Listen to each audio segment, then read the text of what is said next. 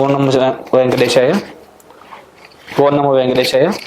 వృశ్చిక లగ్నం, వృశ్చిక రాశి. ఈ యొక్క వృశ్చిక లగ్నానికి లగ్న మరియు షష్టాధిపతి అయినటువంటి అంగారకుడు ఈ యొక్క 5వ స్థానంలో ఉండడం వల్ల విద్యార్థులకి విద్యలో మార్కులు ఎక్కువగా రావడం, పెద్దవాళ్ళకి పిల్లలతో ఆడుకోవాలన్న ఆసక్తి మరియు వేరే వాళ్ళకి సహాయం చేయాలన్న ఆసక్తి ఇట్లాంటివి అధికంగా కలిగే అవకాశం ఉంటుంది.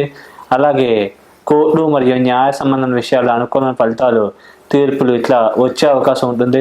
అలాగే ఈ యొక్క ఆకస్మిక ధనలాభాలు, ఆకస్మిక వ్యావహారికపరమైన విజయాలు మరియు సంఘంలో పేరు ప్రతిష్టలు, గౌరవ మర్యాదలు పెరగడం ఇట్లాంటి శుభకరమైన పరిణామాలు జరిగే అవకాశం ఉంది.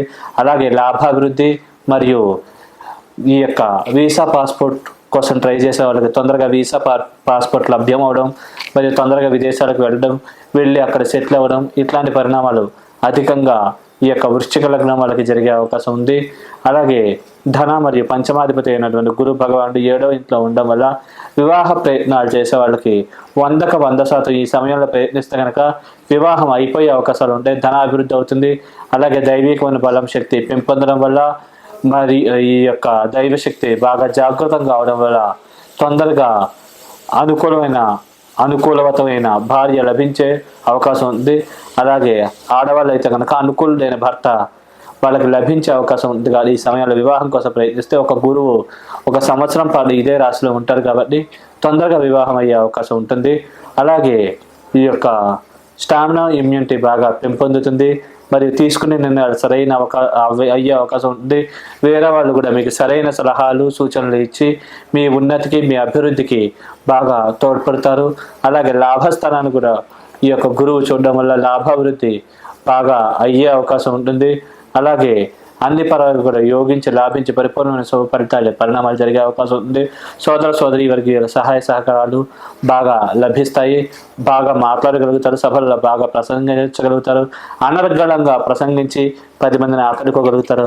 అన్ని పరాలు కూడా యోగించి లాభించి శుభ పరిణామాలు పరిపూర్ణంగా కలిగజేసే అవకాశాలు ఉన్నాయి. కాబట్టి ఈ సమయాన్ని మీరు ఉపయోగించుకుంటే బెనిఫిట్లన్నీ కూడా పరిపూర్ణంగా మీరు పొందగలుగుతారు.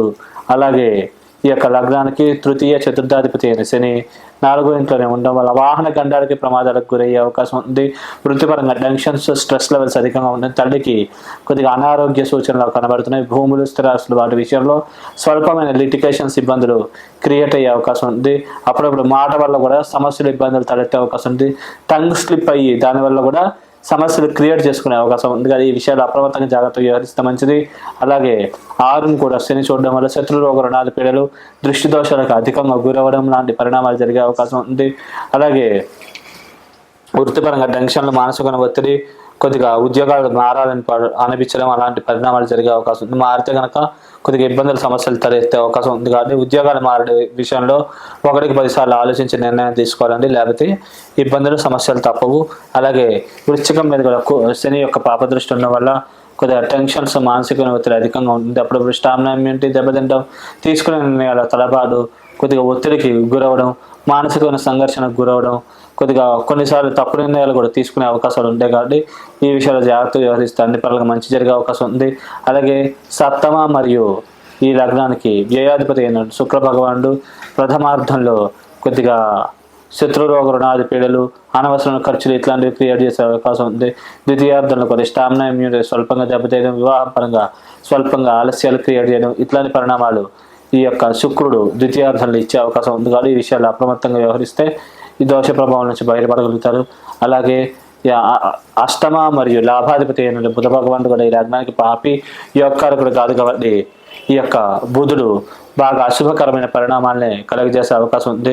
ప్రథమార్థంలో కొద్దిగా శత్రురోగ రుణాది పీడలు, కొద్దిగా విదేశాలకు వెళ్ళే విషయాల్లో, వీసా పాస్పోర్ట్ మంజూరయ్యే విషయాల్లో స్వల్పమైన జాప్యాలు ఇట్లాంటివి క్రియేట్ చేసే అవకాశం ఉంది. ముఖ్యంగా బుధ దశలు, అంతర్దశలు నడిచినట్లయితే ఈ ప్రభావాలు ఎక్కువగా ఉంటాయి.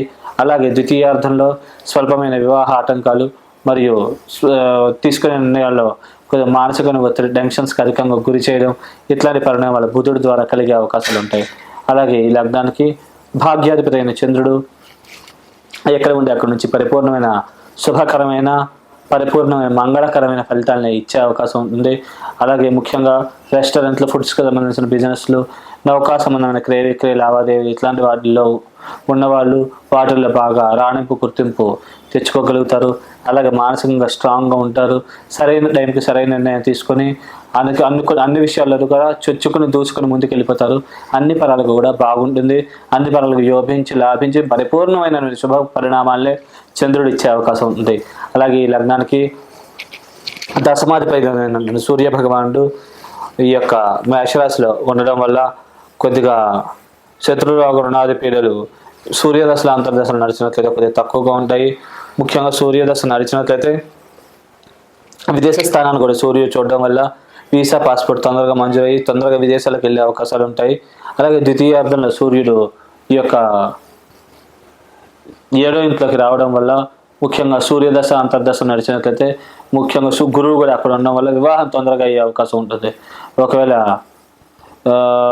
ఈ యొక్క సూర్యదశ నడవకపోతే కొద్దిగా మిక్స్డ్గా ఉండే అవకాశం ఉంది. జన్మజాతకాన్ని కూడా కంపేర్ చేసుకున్నప్పుడు చూసుకుంటే కనుక ఫలితాన్ని ఎగ్జాక్ట్గా మనం చెప్పగలుగుతాము. అలాగే ఈ యొక్క దశమాధిపతి ఏంటంటే సూర్యుడు దశలో అంతర్దశ నడిచినట్లయితే గవర్నమెంట్ జాబ్, మీ జన్మజాతకంలో కూడా వృత్తి స్థానం బాగున్నట్లయితే కనుక గవర్నమెంట్ ఉద్యోగం కోసం ప్రయత్నిస్తే కనుక 100కి 100% గవర్నమెంట్ ఉద్యోగం లభించే అవకాశాలు పరిపూర్ణంగా ఉన్నాయి. కాబట్టి ఈ సమయాన్ని ఉపయోగించుకుంటే గవర్నమెంట్ జాబ్ లభ్యమయ్యే అవకాశాలు ఉన్నాయి. అలాగే ఈ లగ్నానికి 5వ ఇంట్లో రాహువు, లాభంలో కేతువు ఉండడం వల్ల వ్యక్తిగత జాతకాల ముందుగా రాహు వైపు కేతువు మిగిలింటే కేతు రాహులు ఇద్దరు యోగించి పరిపూర్ణమైన శుభకర్ణమైన ఫలితాలనే ఇచ్చే అవకాశం ఉంది. దైవికమైన బలం శక్తి పెంపొందుతుంది. తలంపుగా కొన్ని పనులు అనుకోని విధంగా సక్సెస్ అయిపోయి చేతికి బాగా డబ్బులుగా చేతికి అందుతాయి. అలాగే లాభాభివృద్ధి అవుతుంది. ఆకస్మిక ధనపరమైన వ్యావహారిక పరమైన లాభాలు చేకూరుతాయి. అందరిలో కూడా పేరు ప్రఖ్యాతులు, గుర్తింపు ఇట్లాంటివి అధికంగా దక్కే అవకాశం ఉంది. కాబట్టి ఈ సమయాన్ని మీరు సరైన రీతిలో ఉపయోగించుకుంటే బాగా ఉన్నత స్థితి నుంచి బాగా ఉన్నత స్థితికి చేరుకోగలుగుతారు. అన్ని పరాలుగా కూడా యోగించి లాభించి పరిపూర్ణమైన శుభకరమైన మంగళకరమైన ఫలితాలు కలిగే అవకాశాలు ఉన్నాయి. ఒకవేళ వ్యక్తిగత జాతకంలో మీకు ముందుగా కనుక మీకు కేతు వైపు రాహు మిగిలి ఉంటేట్లయితే శత్రురోగ రుణాది పీడలు కొద్దిగా అనూహ్యపరమైన అనుకోని అశుభ సంఘటనలు జరిగే అవకాశం ఉంది. అలాగే చేద్దాకు వచ్చి కొన్ని లాభాలు మిస్ అవ్వడం మరియు కొన్ని అవకాశాలు కూడా చేద్దాకా వచ్చి అవి సరిగ్గా అందకపోవడం ఇట్లాంటి పరిణామాలు జరిగే అవకాశం ఉంది. విద్యార్థులకు స్వల్పంగా విద్యాడంకాలు, స్నేహితులు బంధువుల ద్వారా స్వల్పంగా మోసగించబడడం ఇట్లాంటి పరిణామాలు జరిగే అవకాశం ఉంది. కాబట్టి ఈ విషయాల్లో అప్రమత్తంగా జాగ్రత్తగా వ్యవహరించగలరు.